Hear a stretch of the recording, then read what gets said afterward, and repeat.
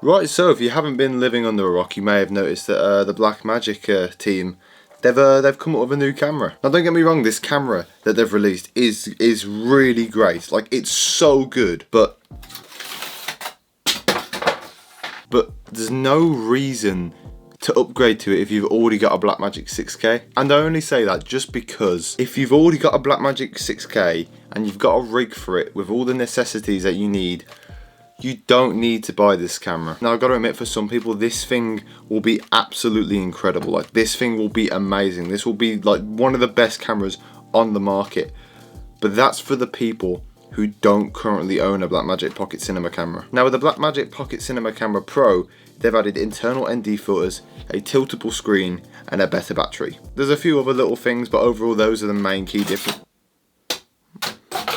My ceiling keeps falling down on me. I put it up yesterday and there's already a few problems, so I need to fix them, but I think it looks pretty cool. There's a new update, in fact, coming out for these cameras, which gives it Gen 5 color science, so yeah, we're about to get a big update soon. But yeah, all the changes are actually to the body itself, so if you already own a Blackmagic rig, there is literally no reason to upgrade to the Pocket Camera Pro. And yes, I know they added a tiltable screen, but I've already got an external monitor. I do realise they've added a bigger battery, but I've already got a V-mount. And they added internal NDs, but it's not like I could just, you know, screw an ND onto the front. And I know for some people these changes are quite nice to have, like if you want to save time or if you just don't want to have a massive rig. But for me, who is like a cheap, you know, freelance filmmaker who hasn't got the, you know, the most money in the world, it doesn't really seem wise to buy the Pocket Camera Pro. I wouldn't even sell the Blackmagic 6K and upgrade to it, just because I've already got pretty much the same camera. Because bearing in mind, this thing will have the exact same quality. I'm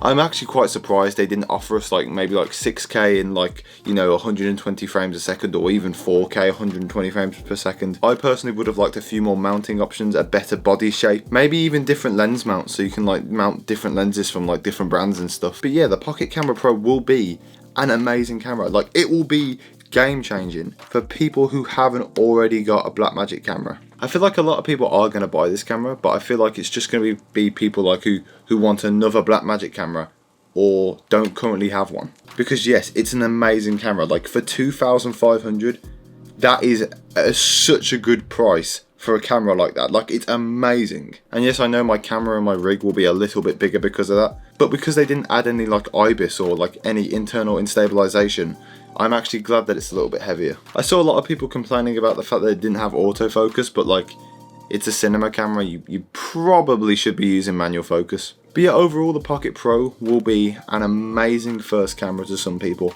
and it will be a great second camera to some.